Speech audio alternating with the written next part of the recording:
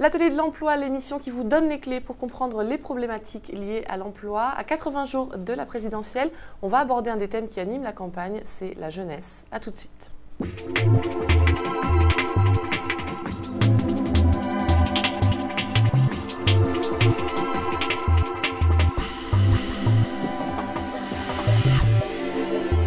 Mathieu Gabé, bonjour. Bonjour. Vous êtes directeur associé de l'agence 80 et co-organisateur du Challenge du monde des grandes écoles et universités. Est-ce que vous pouvez nous en parler un petit peu? Le Challenge du monde des grandes écoles et universités est devenu en 3 ans l'opération référente dans les grandes écoles et universités, avec une dimension découverte des métiers, puisque 8 entreprises sont présentes tout au long de la journée pour faire découvrir aux étudiants et jeunes diplômés les métiers de leur entreprise. Une dimension sportive, puisque ça se passe au Stade Charletti autour d'un meeting d'athlétisme. Une dimension également festive et handicap, puisque tout au long de la journée, les supporters des grandes écoles et universités sont présents et découvrent, au travers de sensibilisation, les problématiques du handicap. D'accord, donc c'est en ça que vous devenez un expert de ce monde-là, la rencontre entre les jeunes et l'entreprise et les formations et le monde réel de l'emploi. Et c'est c'est avec ça qu'on va commencer. Est-ce que vous pensez que les formations sont adaptées en France à la réalité du marché de l'emploi et à quel moment on devrait commencer à sensibiliser les jeunes à ces métiers-là? Alors déjà, il y a des très très grandes différences en matière de sensibilisation et de formation. Premier élément, c'est qu'effectivement aujourd'hui sur le volet métier, on se rend compte que dès l'école primaire, dès le lycée, finalement la sensibilisation sur le sujet, l'information sur le sujet, la découverte des métiers n'est pas vraiment un enjeu. Aujourd'hui, les profs en lycée, en collège, ne sont pas forcément sensibilisés sur ces sujets-là, en tout cas pas assez à mon sens, ce qui veut dire que derrière leurs élèves ne savent pas forcément et ont en tête des stéréotypes qui ne correspondent pas forcément à la réalité, ce qui ne les fait pas forcément aller au bon endroit et au bon moment. Et ils arrivent en fac en choisissant une filière un peu, en piochant une filière parmi celles qui sont proposées, en ne sachant pas ce qu'ils vont faire derrière.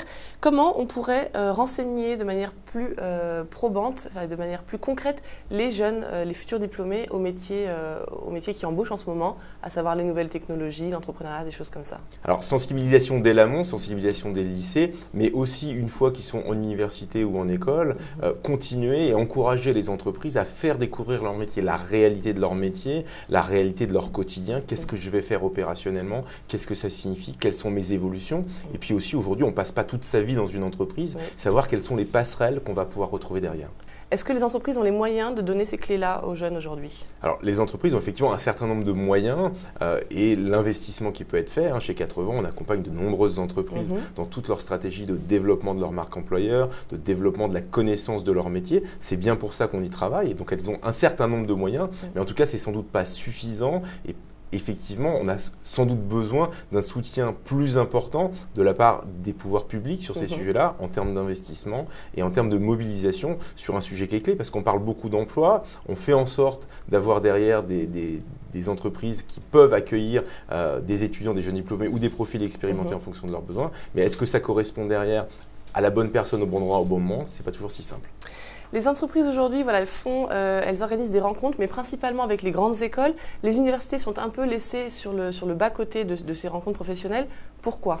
Parce que c'est compliqué de rentrer dans une université. Toutes les entreprises qui veulent y aller, moi j'ai beaucoup de clients qui y vont au quotidien, mais néanmoins ce n'est pas suffisant parce que c'est complexe, parce que les formations en tant que telles ne sont pas toujours forcément assez opérationnelles par rapport à la réalité et par rapport aux besoins dans l'entreprise ensuite. Ces formations qui sont dispensées par les universités, elles ne sont pas forcément professionnalisantes et je pense surtout aux filières sciences humaines, sciences sociales, des choses comme ça.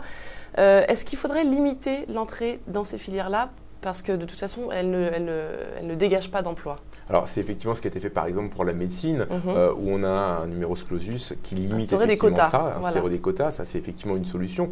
Maintenant, je dirais que surtout, on a besoin de ces universitaires, il y a beaucoup de domaines où aujourd'hui on a du mal à trouver des candidats qui correspondent aux besoins de l'entreprise. Donc je dirais qu'on a surtout besoin d'ajuster, de faire du lien entre le besoin des entreprises et les formations, et ça résoudrait déjà beaucoup de problèmes, parce que quelqu'un effectivement qui est en sciences humaines peut apporter beaucoup sur beaucoup beaucoup de métiers, mais il manque effectivement ce volet professionnalisation qu'on va retrouver en général en fin de cursus et qu'on oublie trop souvent à mon avis. Est-ce que c'est à l'État de lister les compétences qui sont nécessaires, qui sont nécessaires d'avoir en ce moment sur le marché du travail et d'apposer en face les formations qui correspondent? Qui est effectivement une veille sur le sujet est quelque chose d'indispensable. Après, à la limite, peu importe qui le fait, sous quel modèle c'est à déterminer, ce qui est sûr, c'est que l'État est partie prenante à l'intérieur de tout ça pour beaucoup de raisons bien évidentes et ne serait-ce qu'en termes de coordination. Alors, il y a des choses qui existent, maintenant, ça reste parcellaire. Il y a un gros travail encore à réaliser sur ces sujets-là.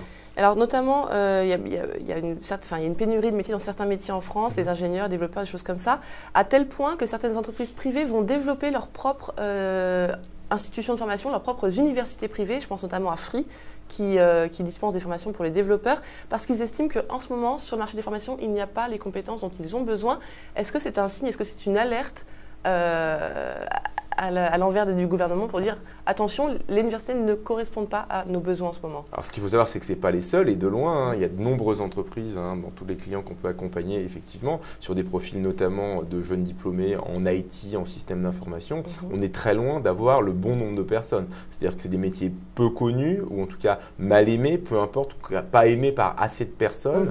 On n'en sait pas assez parce qu'il y a plein de choses évidemment intéressantes à faire autour de tout ça. Et il est clair que des entreprises pour qui c'est vital, c'est indispensable. Je pense par exemple à des gens comme Logica qui ont travaillé depuis 13 ans sur des sujets comme ça, se retrouvent dans des situations où ils ont besoin de personnes de qualité et ils vont accompagner leur formation, accompagner leur lancement pour faire en sorte d'avoir les bonnes personnes au bon endroit. Et ils arrivent justement à d'une certaine manière, faire du re-engineering de ces candidats pour leur permettre d'être opérationnels. Voilà, il y a une double formation, donc c'est aussi deux coûts, c'est deux fois le même coût pour finalement un même objectif. Est-ce que... C'est toujours ce qu'on disait tout à l'heure, c'est-à-dire c'est de faire le lien entre la réalité de la formation et l'étape d'après. Et aujourd'hui, ce lien-là, il est mal fait à mon sens entre le lycée, l'université et l'école, puis entre l'école et l'université et le monde du travail. Après, il ne faut pas caricaturer non plus, il y a beaucoup de choses qui fonctionnent bien, mais sur toutes ces liaisons, sur ces deux liaisons-là, il y a un grand travail à faire. Et donc, on va conclure là-dessus pour que le pôle emploi soit adapté au métier. Est-ce que le changement doit venir au niveau national, au niveau régional ou au niveau local, micro-local, en fonction des entreprises présentes dans le secteur, en fonction des universités présentes dans le secteur? Comment doit se faire cet accompagnement? Est-ce que c'est au niveau micro-local et remonter vers le national pour homogénéiser les mesures, ou est-ce que ça va être d'impulsion gouvernementale? Sur ces sujets-là, effectivement, je dirais qu'il faut les deux. Il faut à la fois avoir une vision globale en termes de stratégie sur ces sujets-là, mais effectivement, quand quelqu'un va vouloir travailler à un endroit pour un job, il va falloir aussi s'adapter aux contraintes locales, s'adapter à tout ce qui va pouvoir se passer en proximité pour être le plus efficace possible. Donc, au niveau national, d'avoir une consolidation et au niveau local, d'apporter des solutions par rapport à des usines, par rapport à des métiers, etc. etc. Merci Mathieu Gabé pour toutes ces précisions et puis bon courage pour le challenge, la prochaine édition du challenge des grandes écoles et universités. Merci beaucoup.